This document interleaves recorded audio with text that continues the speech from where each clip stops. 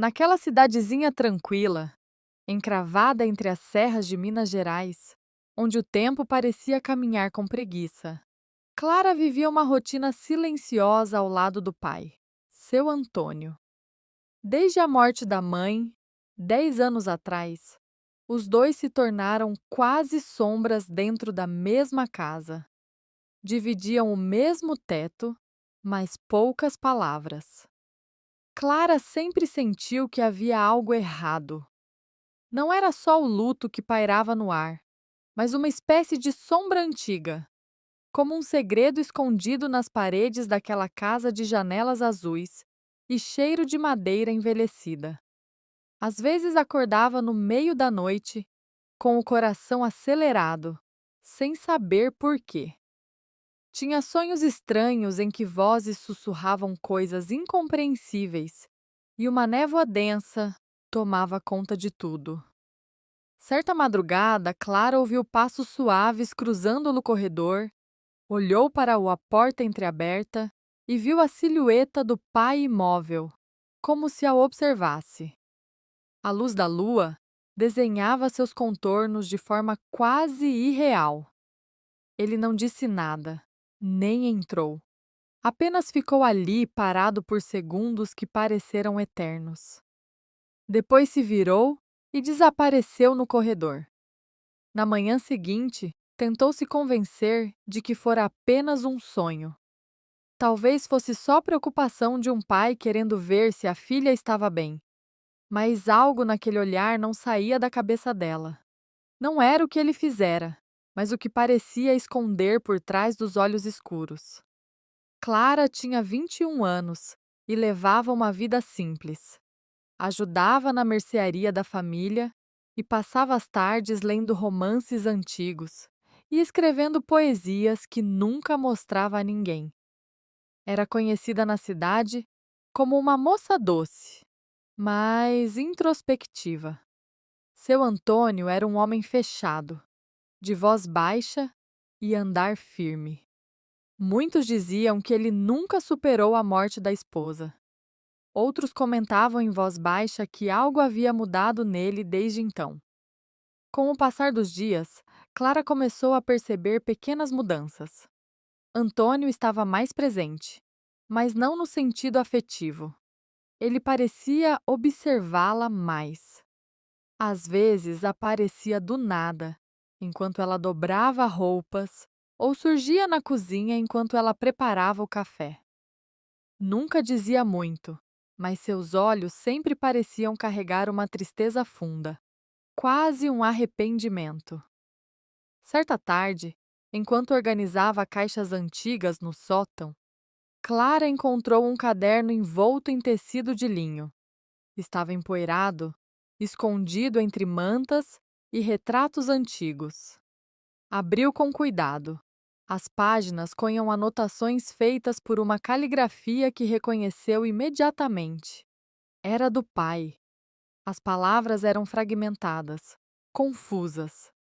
Falavam de sonhos perturbadores, de arrependimentos, de uma promessa quebrada. Em meio aos textos, Clara encontrou um nome que não conhecia. Elisa era mencionado várias vezes, sempre entre frases carregadas de dor e culpa. Elisa não era o nome da sua mãe. Quem era ela? Clara desceu com o caderno em mãos, o coração disparado. Tinha medo de perguntar, mas sabia que algo ali precisava ser esclarecido. Tentou ignorar a inquietação por dias, mas os pensamentos não a deixavam em paz. Na semana seguinte, decidiu observar mais atentamente os gestos do pai. Passou a anotar suas reações, suas expressões durante conversas triviais e então percebeu algo. Sempre que falavam do passado, mesmo que indiretamente, ele mudava o tom de voz, desviava o olhar. Era como se tivesse medo que ela descobrisse algo. Uma noite, durante uma tempestade que parecia engolir a cidade, a energia acabou. A casa ficou mergulhada na escuridão. Clara acendeu uma vela e sentou-se na sala. Ouviu passos vindo da cozinha. Era Antônio. Ele se aproximou em silêncio e sentou-se ao lado dela. Pela primeira vez em muito tempo, os dois dividiram o mesmo espaço, sem o peso do cotidiano. Só o som da chuva preenchia o silêncio. Você lembra da sua mãe? Ele perguntou de repente. Clara sentiu surpresa com a pergunta. Ela era boa, forte, mas havia coisas que você não sabe. A voz dele era quase um sussurro. Coisas que talvez ninguém devesse saber. Antes que ela pudesse perguntar algo, ele se levantou e foi embora, deixando-a com mais perguntas do que respostas. Naquela noite, Clara sonhou com uma mulher que chorava em frente a um espelho rachado. Ao seu lado, uma menina com os olhos muito parecidos com os seus segurava uma boneca sem rosto. Acordou com um grito preso na garganta. Na manhã seguinte, abriu o caderno novamente. Nas últimas páginas, encontrou um envelope colado com fita adesiva. Dentro havia uma fotografia antiga, 3 pessoas, um homem, uma mulher e 2 meninas. Uma delas era idêntica à Clara. Mas quem era a outra? Clara sentiu o chão fugir debaixo dos pés. Tudo o que ela achava saber sobre si mesma talvez não passasse de uma ilusão. Desde que encontrou o diário escondido no sótão, Clara não conseguia mais dormir direito. As palavras escritas com tanta angústia ali pareciam saltar das páginas e sussurrar em seu ouvido durante a noite. O passado sempre cobra seu preço, dizia uma das frases mais repetidas, sublinhada com força, como se o autor estivesse tentando alertar a si mesmo. Clara sabia que o caderno era de seu pai. O jeito das letras, a forma como os parágrafos se perdiam em devaneios melancólicos, os detalhes íntimos demais para ser de qualquer outra pessoa. Aquilo a deixou confusa. Havia sentimentos ali que jamais imaginaria vindos de Antônio, aquele homem silencioso, seco, que a criara como se tentasse esconder a própria alma. Na mercearia, o clima estava estranho. Antônio evitava encará-la diretamente. Seus gestos, normalmente precisos, agora pareciam hesitantes. Ele derrubava sacos de arroz, esquecia pedidos de clientes habituais e murmurava desculpas sem graça. Clara fingia que não percebia, mas algo dentro dela estava em ebulição. Noite. Quando se deitava, seus pensamentos voltavam ao diário.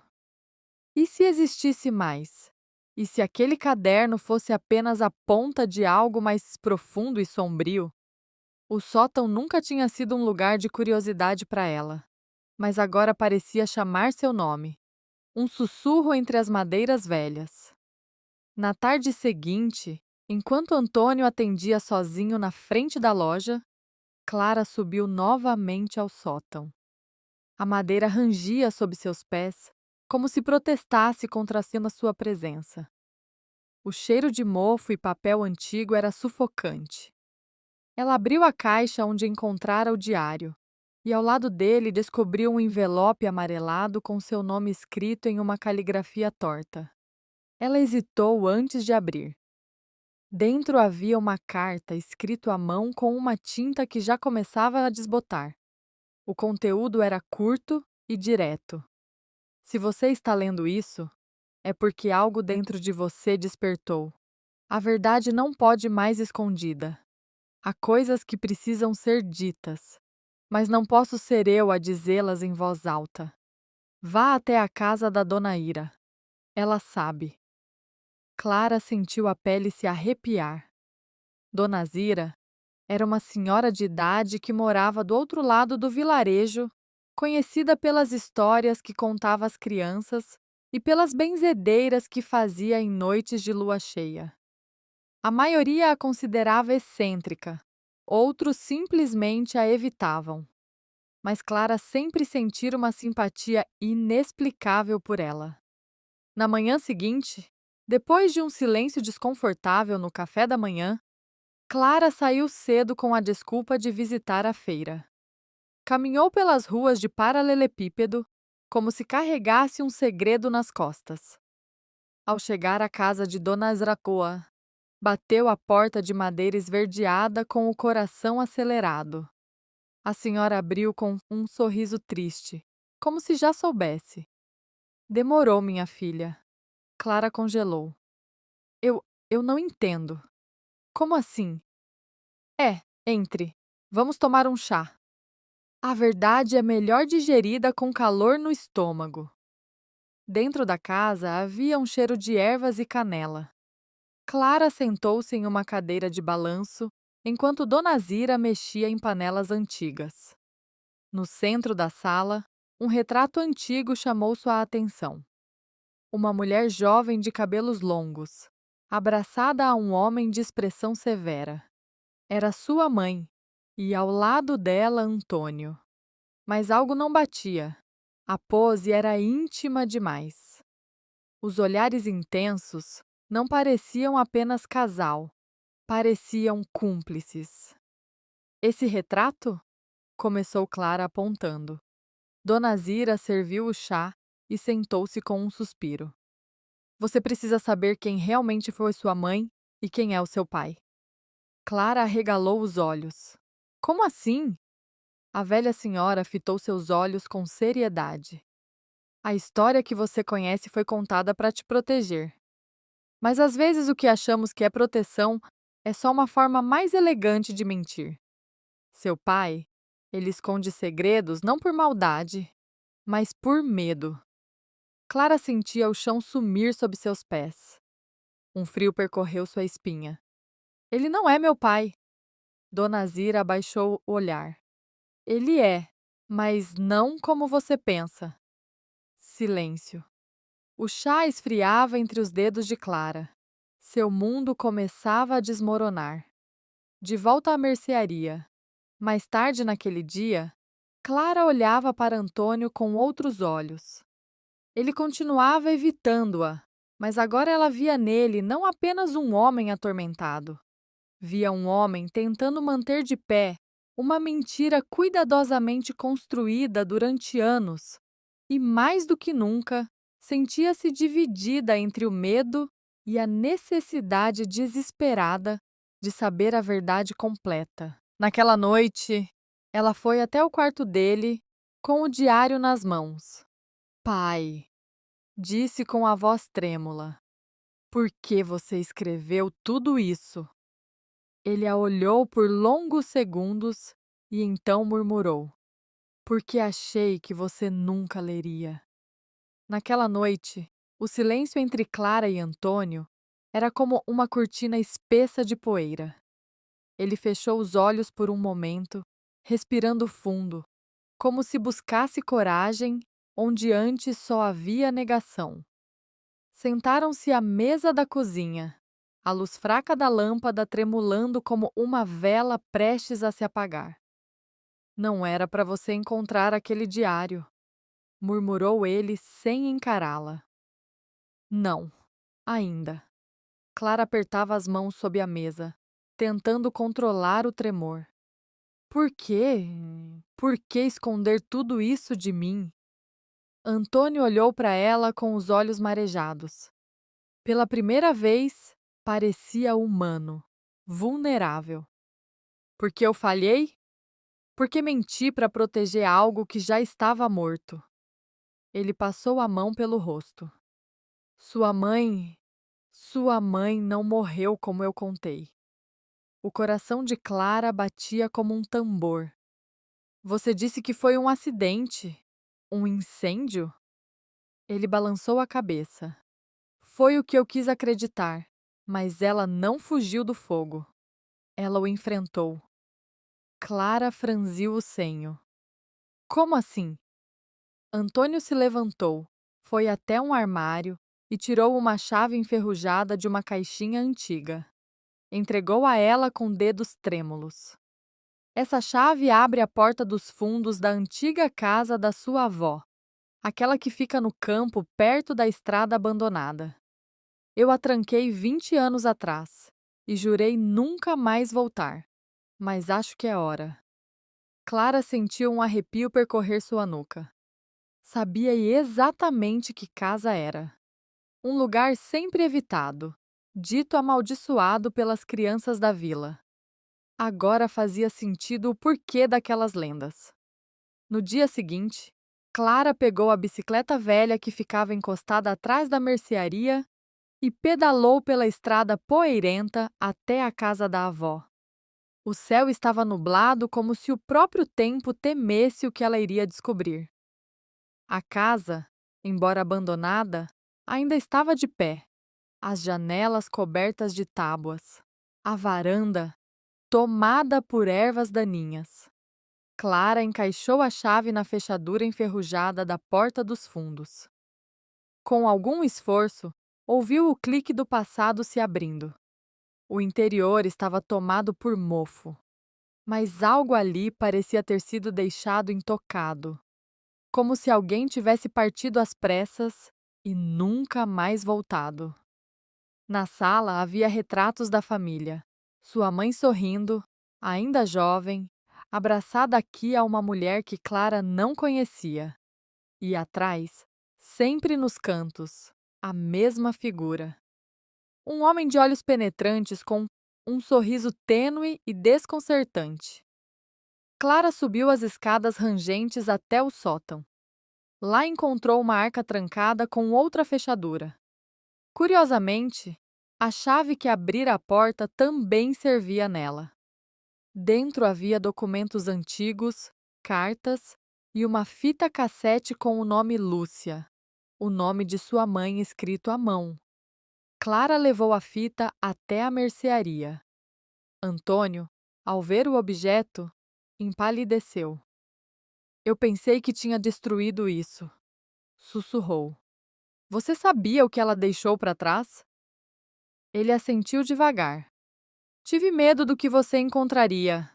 A fita é o último registro dela, feito pouco antes da tragédia. Clara colocou a fita em um gravador antigo, que ainda guardava entre as coisas da mãe. O som era fraco, chiado, mas a voz suave de Lúcia emergiu como um fantasma. Se você está ouvindo isso, talvez seja minha filha, ou talvez alguém que nunca deveria saber. O que aconteceu naquela noite não foi acidente. Eu provoquei o fogo para proteger você, para acabar com aquilo que se escondia naquela casa. Seu pai não sabe de tudo, e eu não consegui contar. A herança da nossa família não é de bens, é de memórias, de vozes que não nos deixam em paz. Se um dia você sentir que algo a observa do sótão, não fuja em frente. É lá que a verdade repousa. O silêncio após a gravação era tão intenso que parecia gritar. O que ela quis dizer com algo que se escondia? Perguntou Clara sem conseguir controlar o tremor na voz. Antônio se levantou e foi até o sótão da mercearia, o mesmo onde Clara encontrara o diário. Abriu uma das tábuas do chão e puxou uma caixa metálica. Dentro havia fotografias rasgadas, recortes de jornais sobre uma mulher desaparecida, a mesma da foto na casa da avó, ao lado da mãe de Clara, e um caderno com símbolos estranhos. A irmã da sua mãe, disse ele sério. Ela se envolveu com práticas diferentes. Depois que sumiu, sua mãe acreditava que a presença dela ainda estava entre nós. Achava que o sótão era um ponto de passagem, um lugar onde as memórias não morriam. Clara ficou em silêncio. Algo dentro dela mudava, como se começasse a entender um idioma esquecido que sempre soube. Naquela noite, Clara voltou ao sótão sozinha. Levava uma fita, o diário e o caderno com símbolos. Sentou-se no chão, cercada pelas sombras que pareciam observá-la. Se há algo aqui, disse em voz alta, Eu não tenho medo. O vento soprou forte pela janela entreaberta. Um dos papéis voou até seus pés. Nele, uma única frase: Você já está pronta? M.